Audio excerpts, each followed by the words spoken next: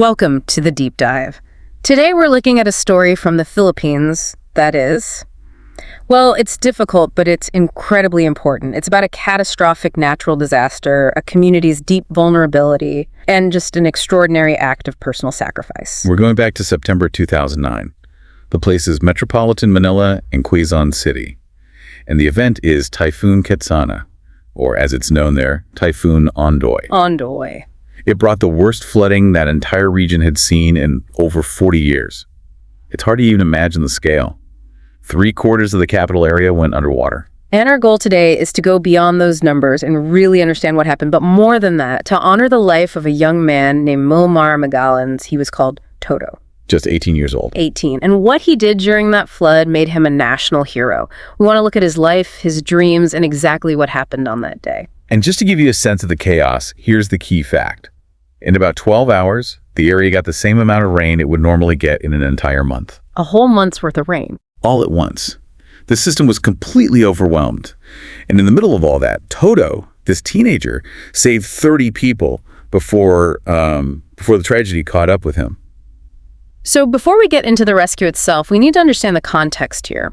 Why is the Philippines so vulnerable to this kind of disaster? It really comes down to geography. I mean, the location is just a nexus of volatility. It sits on the Pacific Ring of Fire, for one thing. Right, so earthquakes and volcanoes. Exactly. But for weather, it's in the strongest tropical cyclone basin in the Western Pacific. So this kind of severe weather isn't a surprise. It's practically routine. They usually get about 20 typhoons a year. 20 a year. That just sounds unsustainable. So was this just a case of terrible luck, or were there other problems in Manila that made Ondoy so much worse? It's absolutely a combination. Yeah. Ondoy was, exceptionally powerful, but the devastation was made so much worse by socioeconomic issues. You're talking about huge, densely populated areas. A lot of them are informal settlements built on land that shouldn't be built on. Flood-prone riverbanks, low-lying areas. So the most vulnerable people are in the most dangerous places. Precisely. Communities like Toto's, they were physically and economically defenseless against a surge of water like that. So let's talk about Toto. To understand what he was fighting for, we have to understand his world. He was the fourth of 7 kids in his family. And they were very poor. They had moved to a village called Bagong Salungan, which is near Quezon City. They were hoping his father could find work in construction or carpentry, moving away from farming. And Toto learned the trade too. He did. And his dream. It was so driven by that reality. He didn't want to be famous. He didn't want to be rich. He just wanted to build his family a small, solid, concrete house. That was his measure of success, a sturdy home. A world away from the little shack they lived in, which was just, wood and corrugated iron. Something that could actually stand up to a storm. And he had to drop out of school to help make that happen. After just 1 year of high school, yes. He had to work to help support his siblings.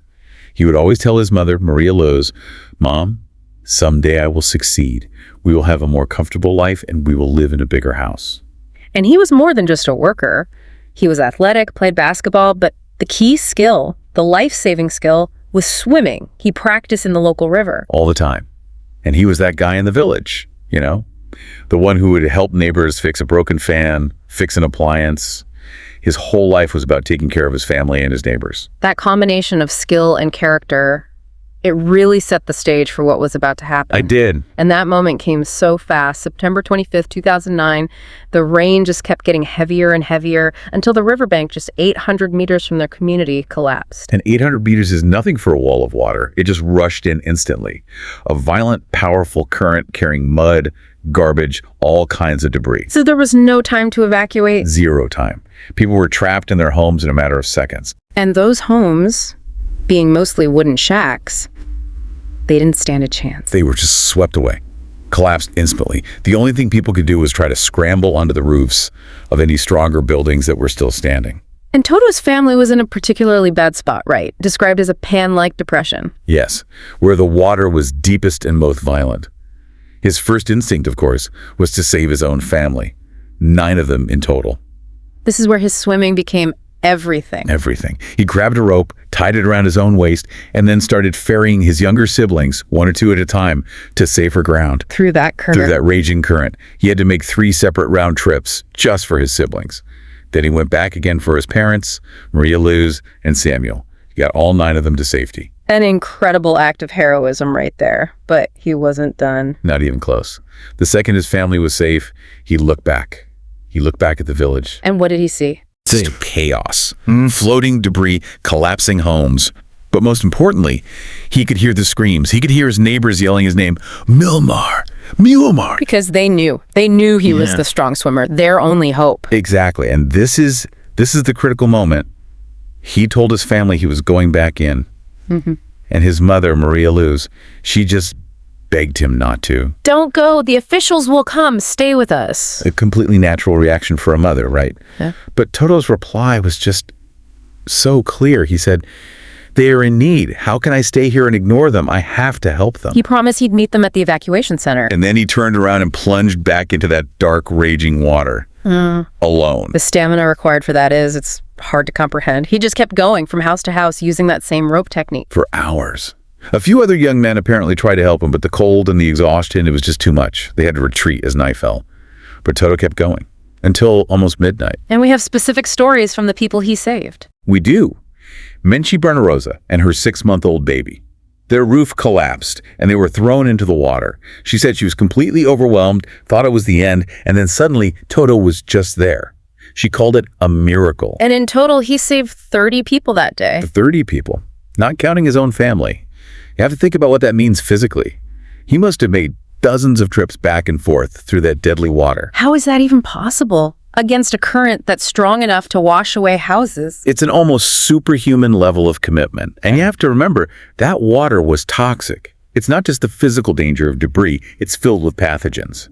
He was exposed to skin infections, waterborne diseases like leptospirosis, all while pulling people out. Even after midnight, he kept searching. He thought there might still be people stranded. Meanwhile, his family is at the evacuation center just waiting, unable to sleep. And his final moments, they came from sheer exhaustion. He finally stopped for a brief rest in a small hut made of wood and concrete. And that's when it happened. The ground was so saturated with rain, the pressure was immense. The wall of the hut just gave way. It collapsed on top of him, and his body was swept away by the current. The next morning, as the water started to go down, rescuers found his body. Miles from his village, bruised and battered. And the scene at the evacuation center. His parents heard his name, and they rushed out expecting to see him alive. They expected their hero son, exhausted but safe. Instead, they saw rescuers carrying the body of their 18-year-old wrapped in a white cloth. His mother's words, they're just heartbreaking. My son always looked out for everyone. Why did he have to die? I should be the one to die, not him. And just to frame his sacrifice, the typhoon killed over 200 people in total. In Toto's village alone, 28 people died, not counting him. He single-handedly prevented a much, much worse tragedy there. And his story didn't just fade away. His funeral became a national event. It did. The former president, Joseph Estrada, actually came to his funeral to give a eulogy. His sacrifice was recognized at the highest level. And then something amazing happened. As his story spread, donations started pouring in from the public. People were just so moved by what he did. And the community used that money to do the one thing Toto always dreamed of. They built his family that house. The new, strong, concrete house. The very thing he was working for, the thing he promised his mother. It was achieved because of his sacrifice. It's just so bittersweet. His mother now has his photos and his awards displayed in that house. A constant reminder of what it cost. And the recognition went beyond the Philippines. Time magazine named him one of their 10 heroes of 2009. He was on a list with people known around the world. It's so important to see this in a broader context. His story isn't unique in a way. There are other examples like Joseph Nangangsa, a Nigerian father who saved 14 people from a capsized boat before drowning from exhaustion on his 15th trip. These stories show us that in a disaster, the first and most effective response often comes from within the community itself. Not from officials, but from ordinary people. Right, and it teaches us so much about disaster preparedness. It's not just about building better walls. It's about empowering communities with basic medical supplies. Because in a flood, official help can't always get through. What's so powerful about Toto's story is that his heroism wasn't some sudden out-of-character act. It was just who he was, an extension of his everyday nature of helping people, using a skill he learned swimming in the river. So what does this all mean for you listening to this? When a crisis hits, we all tend to look for the official response. But Toto's story reminds us that the greatest impact, the most immediate life-saving acts, often come from that quiet, selfless commitment of one person to their neighbor. Which brings up a really difficult question. Given that Toto's sacrifice ultimately fulfilled his dream for his family, what if his mother had convinced him to stay? What if he had lived? Would he have had a comfortable life, but one that was unfulfilled, knowing that he could have saved those people who were calling his name? It makes you wonder, what is the true measure of a successful life when you're faced with a moment like that? It really does. We hope this deep dive into the life of Muelmar Magallanes gave you something to think about. Thank you for joining us. Stay safe, and we'll talk to you next time.